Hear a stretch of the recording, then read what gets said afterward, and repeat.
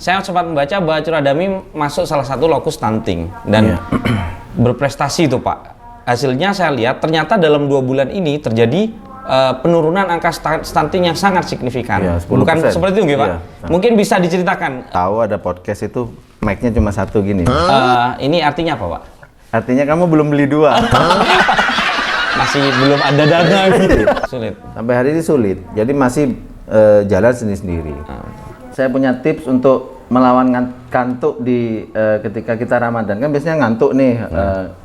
Jadi tipsnya gini, ambil ke dapur ya. Kita harus ke dapur, ambil cangkir, kemudian masak air panas, kemudian tuangkan kopi dan gula, tuangkan air panasnya, jangan diminum, tapi dibuat raup ya gini.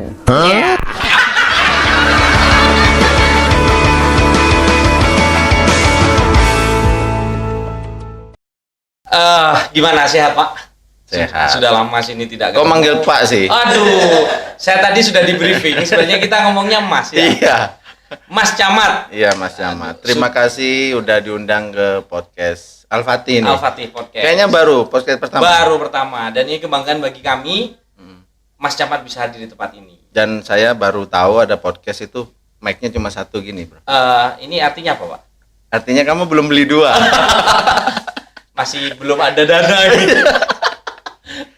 Jadi begini Mas Camat, jadi bangga kami Mas Camat bisa hadir ke tempat ini karena sebelum saya mengundang Mas Camat ke tempat ini, kami coba riset itu di beberapa media sosial di pencarian Google itu. Ya, Ketika portal berita, ketika kami cari ketik Air Saudi Yordan, itu cluenya kalau enggak kata-kata kuliner, ya kan, pantun, dan beberapa kegiatan baksos yang itu semuanya rata-rata viral. Iya, ya jadi banyak kegiatan-kegiatan yang mungkin memang saya bantu untuk viralkan itu. Terus kalau di Curadami di kecamatan saya, karena ini namanya podcast katanya podcast. Betul. Jadi banyak kegiatan-kegiatan yang saya support di bidang kesehatan. Jadi salah satunya kemarin kita udah sumbangan rembukan bareng ya sama teman-teman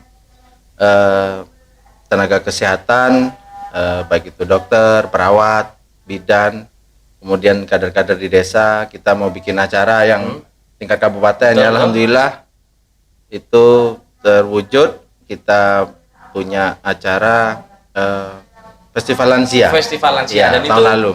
Dan itu beritanya viral banget Pak. Ya. Dan itu sempat saya baca, ternyata itu sebagai embrio dari Festival Lansia yang akan datang gitu ya. Karena yang sempat saya baca itu dia nanti roadmap-nya akan keliling kecamatan. Betul gitu Pak? Betul ya. Jadi itu membuktikan bahwa inisiasi di bidang kesehatan itu tidak harus dari tenaga kesehatan. Betul sekali. Betul. Bisa jadi dari perannya dari masyarakat, kemudian pemangku-pemangku wilayah, mungkin Pak Kades, camat, dan anggarannya juga sama. Anggaran itu tidak harus dari APBD. Kita buktikan. Pak Camat ini kalau saya tadi melihat yang diceritakan Mas Camat ini tentang kesehatan, saya ingin bertanya ini. Background Mas Camat sendiri itu awalnya apa? Kok akhirnya ternyata juga expert banget di bidang kesehatan? Ya, saya dulu cita-cita jadi dokter, Pak. Oh, cita-cita dokter. Nggak kesama ya? Nggak kesama ya. Karena? Karena IQ-nya rendah. Jadi saya dulu sekolah di STPDN, kemudian jadi IPDN sekarang IPDN. Itu lulus tahun 2007. Nah, di sana saya dididik untuk menjadi generalis. Jadi bukan spesialis, jadi spesialis yang generalis. Jadi ilmu pemerintahan. Tapi ketika terjun ke dunia masyarakat, kalau dulu ceritanya banyak terkenalnya sekolah camat gitu. Camat ya. Karena camat ini fenomenanya tuntutannya hari ini harus melaksanakan semua.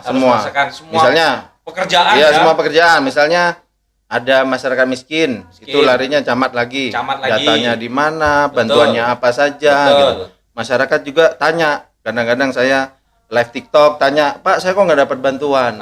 Itu kita yang bertanggung jawab. Kemudian di bidang kesehatan mungkin stunting ya, pengentasan stunting. Dituntut ini camat ditarget sekarang bisa turun berapa persen. Betul. Bisa turun dari angka sekian jadi sekian. Itu camat. Jadi kita mau nggak mau ya hanya mengikuti ya. Terkait masalah stunting nih Pak. Jadi Mas, jadi kemarin itu saya sempat membaca bahwa Curadami masuk salah satu lokus stunting dan berprestasi itu Pak. Hasilnya saya lihat ternyata dalam 2 bulan ini terjadi penurunan angka stunting yang sangat signifikan. Iya, 10%. Bukan seperti itu nggak Pak? Iya. Mungkin bisa diceritakan kemarin tuh ngapain gitu kok bisa akhirnya stunting yang sekian persen akhirnya menjadi turun sekian persen seperti itu. Ya, jadi saya melihat keprihatinan ya bahwa di Kecamatan Curadami pada umumnya rata-rata di masing-masing desa itu angka stuntingnya di atas 14%. Itu 14%. di atas rata-rata nasional. Jadi Tinggi berarti. Jadi tinggi sebenarnya di tahun lalu.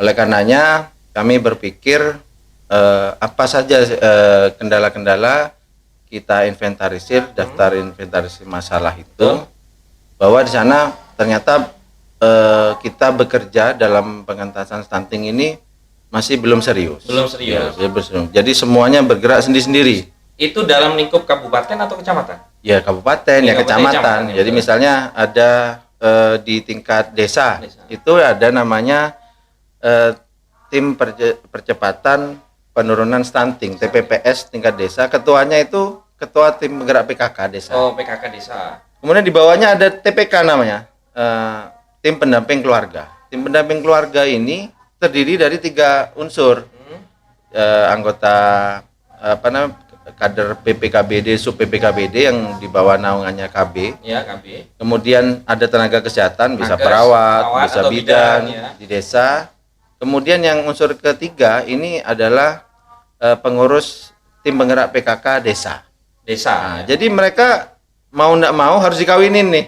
3 ini ya disinergikan di tingkat desa dan itu sulit. Sampai hari ini sulit. Jadi masih jalan sendiri-sendiri.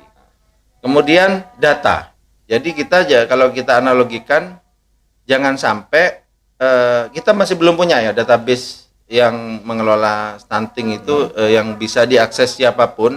Khususnya tadi ya TPPS tingkat desa, kecamatan, kabupaten itu mengakses di desa A. Itu ada berapa angka stuntingnya. Siapa saja keluarga yang resiko stunting. Itu hari ini masih belum ada. Belum ada data. Ya, belum ada database yang bisa kita akses dengan mudah. Kalau saya analogikan jangan sampai kita itu selaku petani misalnya ya, jangan sampai kita nggarap sawahnya orang atau sawah yang salah gitu. Tidak tepat sasaran. Tidak tepat sasaran. Jangan sampai ada sawah, kemudian ini sudah dipupuk tapi kita datang kita pupuk lagi. Atau masa justru sudah ditanam, sudah dikasih benih, kita bajak.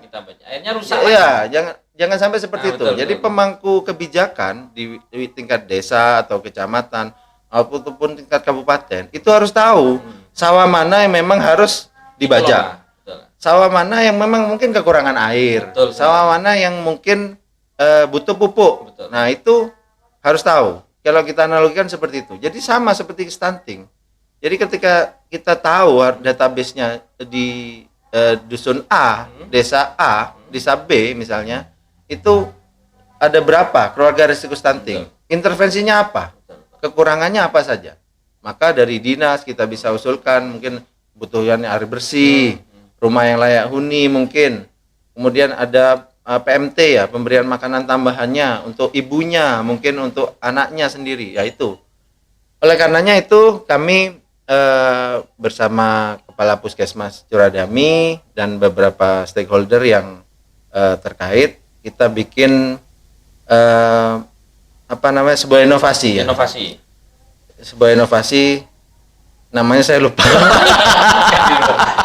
Itu namanya kece habis. Oke, kece habis ya. Lagi. Ya. Jadi oleh karenanya saya bersama Kepala Puskesmas Curadami beserta beberapa stakeholder yang kita rembuk stunting itu dihasilkan, kita butuh inovasi. Inovasinya namanya kece habis. Ya. Jadi tanya kalau ngetik mungkin search kece habis itu mungkin ada referensinya.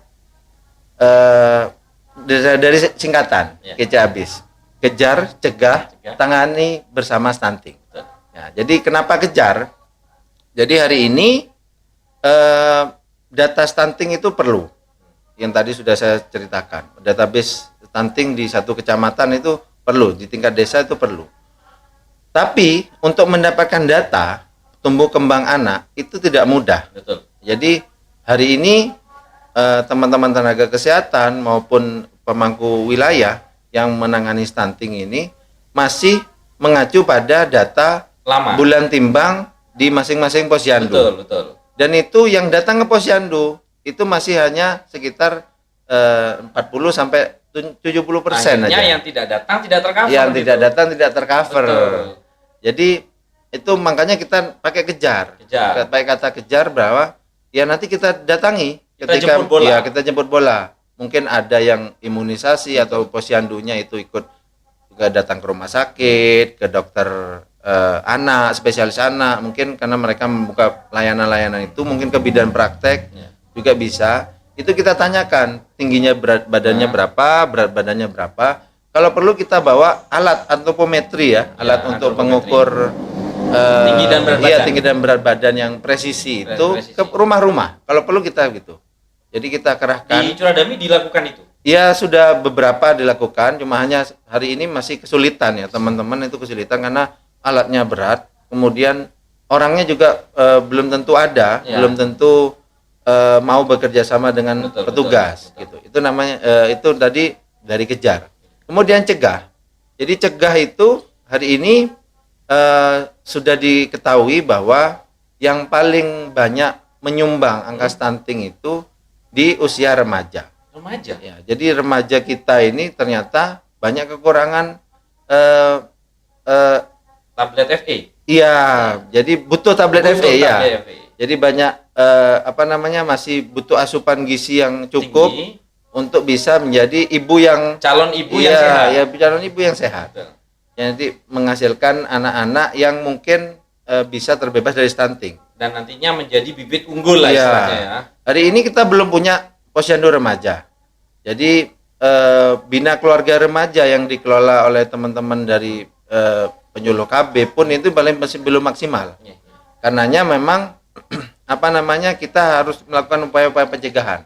Yakni mungkin dengan pemberian tablet FE tadi, FE. kita di sekolah-sekolah, mungkin ada yang tidak sekolah bagaimana, kemudian yang di pesantren misalnya ya tidak ada di rumah Ya, itu tidak ada di bagaimana, rumah. itu juga Menjadi harus perhatian khusus, iya, ya. jadi harus kita kejar lagi ya, Betul. kita kejar lagi data itu. Kemudian pada calon-calon pengantin, nah calon-calon pengantin ini juga menyumbang angka stunting angka resiko stunting yang besar sebenarnya. betul. Karena dari usia pernikahan di wilayah Curadami ini rata-rata masih pernikahannya masih muda. Seberapa besar Pak untuk pernikahan di bawah umurnya untuk Curadami ini? Jadi setiap bulan saya menandatangani atau mewawancara sekitar 2 sampai 3 pasangan. Betul. Yang itu di bawah umur, jadi masih di bawah 19 tahun tapi ingin berencana untuk menikah. Jadi di sana saya ketemu dan ngobrol dengan mereka, memberikan wejangan untuk bagaimana jangan nikah dulu ya. Kalau memang dipaksa nikah itu kita arahkan untuk tidak punya anak dulu sampai usia kalau laki-laki 23, kalau perempuan 21. Berarti kalau penentuan calon pengantin itu proseduralnya dari desa terlebih dahulu. Kemudian apabila tidak mendapatkan rekom dari usia, itu bisa jadi dari kecamatan memberikan intervensi ya untuk Ya enggak, tidak sebenarnya ya harus sama-sama suka dulu anaknya. Oh iya jelas Pak. Kalau anaknya nggak suka nggak bisa. Iya. Apa gunanya kecamatan? Ya. Jadi harus jadi itu memang ketika KUA ini Ya. hari ini sudah menerapkan bahwa di bawah 19 tahun Nah, itu sesuai undang-undang pernikahan itu tidak akan diberi izin. tidak diberi izin. Maka ada satu langkah lagi bagi calon pengantin tadi itu untuk mengajukan pernikahannya di pengadilan agama. Walaupun Ya. umurnya tidak sampai 19. Walaupun tidak sampai 19. Oh. Nah, itu hari ini kita buat SOP ya di tingkat kecamatan, baru di tingkat kabupaten untuk mengeluarkan rekomendasi itu. Jadi termasuk di teman-teman nakes ya, pasti akan dilihat dari segi kesehatannya, lingkar lengannya betul, khususnya. Lingkar lengan dan ada screening juga. Ya, itu. Jadi itu upaya-upaya kita untuk melakukan pencegahan. Jadi dari KC ya, kejar, cegah, dan tangani. Tangani ini atasi bersama stunting ya. Atasi ini kita ada beberapa kasus balita gizi kurang. Gizi kurang ya. Kemudian di bawah garis merah juga ketika posyandu itu ya BGM. Kemudian ada yang memang anaknya tumbuh kembangnya terhambat karena penyakit bawaan. Nah, jadi itu kita harus melakukan upaya-upaya intervensi yang sudah spesifik. Betul. Jadi spesifik. Ya, jadi misalnya atas saran dari dokter anak, misalnya ini harus dapat susu A, susu jenis A, susu jenis B, kemudian orang tuanya pola asuhnya seperti apa, itu memang sudah harus ada penanganan khusus. Betul. Dan itu kita buktikan tidak harus dari APBD sebenarnya. Kita kemarin kerjasama dengan lembaga-lembaga amal yang memang mau ya untuk mengcover itu. Iya, mengcover itu. Jadi itu. Dan yang terakhir atasi bersama, karena bersama ini kita stunting ini kalau kemarin-kemarin masih jadi tantangan dan target dari teman-teman tenaga kesehatan. Betul. Tapi hari ini kita harus bergerak semua. Tidak bisa sendiri. Jadi lintas sektornya harus jalan. Berangkul ya. Iya, kadang-kadang ada orang itu yang nggak takut ya sama yang baju putih-putih, takutnya sama yang baju hijau, benar. Sama yang baju coklat, teman-teman kita TNI Polri, ya. Ibu-ibunya ada yang lebih suka Mas Camat gitu ya. Wah, itu bahaya. Ya itu yang kita lakukan ya, upaya-upaya kita lakukan untuk bisa mensinergikan semua program kegiatan yang untuk pencegahan stunting dan mengatasi yang sudah memang resiko-resiko stunting dengan melibatkan semua lintas sektor. Dan akhirnya yang tadinya tinggi bisa menjadi jadi alhamdulillah di akhir tahun kemarin kita dapat apresiasi di Curadami ini bisa lebih dari 10%. Lebih dari 10%. Dan itu pencapaian luar biasa sekali. Iya, jadi kecamatan lain hanya 2%, 1%, bahkan ada yang naik justru angka stuntingnya. Berarti kata kunci tadi adalah kerjasama lintas sektor. Iya, betul. Dan saya membaca beberapa berita di portal berita itu banyak singkatan yang keluar dari Curadami itu yang notabene itu adalah inovasi gitu. Yeah. Dan inovasinya adalah bentuk kerjasama lintas sektor. Kemarin saya sempat membaca yang terakhir ini Pak, itu adalah geber tandem, betul nggak? Oh iya. Geber tandem ini kalau tidak salah untuk demam berdarah ya Pak? Iya, jadi kita prihatin ya. Yeah. Hari ini rumah sakit penuh. UGD juga penuh. Ketika teman-teman dari puskesmas ini mau ngerujuk, itu bisa nunggu sampai 1 hari 2 hari mah. Betul sekali. Karena memang hampir di semua wilayah, karena sekarang musim hujan, cuacanya ekstrim, hampir semua wilayah mengalami peningkatan angka kejadian demam berdarah. Iya, dan cikungunya ini. Cikungunya. Jadi cikungunya banyak. Oleh karenanya memang kita perempuan bareng lagi bersama lintas sektor, kita bikin namakan itu namanya Geber Tandem, gerakan bersama tanggulangi demam berdarah. Jadi namanya gerakan bersama ya kita lintas sektor semua bergerak. Jadi Pak Kapolsek beserta anggotanya, Pak Babin Kamtibmas, Pak Danamil dengan Babinsanya, kita setiap Jumat kita bersih-bersih. Jadi kita manfaatkan hari Jumat bersama warga itu kita bersih-bersih lingkungan. Karena targetnya apa Pak yang dibersihkan tadi? Karena hari ini masyarakat itu masih pengennya di fogging gitu. Jadi ada kejadian di fogging. Itu bahwa pencegahan demam berdarah dengan fogging. Padahal tidak seperti itu. Padahal kalau menurut nakes gimana? Nah, kalau fogging itu hanya 30% berdasarkan keberhasilannya. Bahwa yang paling penting adalah mencegah supaya tidak ada nyamuk baru. Nah, jadi itu adalah langkah yang lebih bagus di awal pencegahan, Pak. Iya, jadi betul. Jadi karena hanya keberhasilan 30%, kita lihat yang sudah di fogging pun masih itu bisa. Iya, banyak jentik-jentiknya masih ada di rumah-rumah, di jalan-jalan ya, di di tumpukan-tumpukan sampah itu masih ada. Jadi itu yang kita lakukan. Kemudian kita edukasi masyarakat juga bahwa tadi itu keberhasilan dari fogging itu hanya 30%. Tiap Jumat itu gerak bareng untuk bersih-bersih. Bersih-bersih. Ya, bersih-bersih kerja bakti lah dengan warga. Untuk daerahnya bergantian. Iya, bergantian. Kenapa? Kadang-kadang bareng juga di setiap Jumat itu karena wilayahnya beda-beda. Nah, itu membuktikan bahwa kita menggerakkan masyarakat pun itu bisa. Sambil mengedukasi ya. Edukasi. Tadi yang awalnya minta fogging itu akhirnya tahu bahwa keberhasilannya fogging itu hanya 30% tadi itu. Betul. Jadi itu yang kita gerakkan.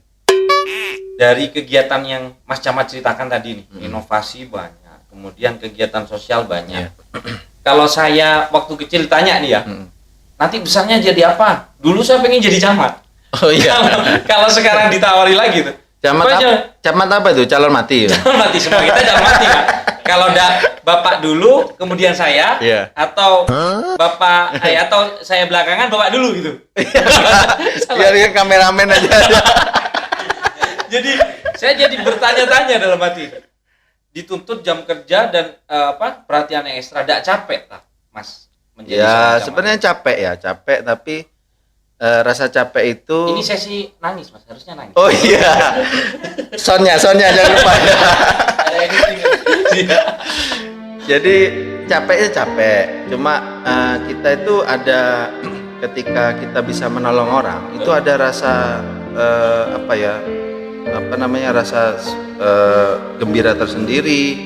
Kemudian ada semangat sendiri dan yang paling penting itu ada energi ya.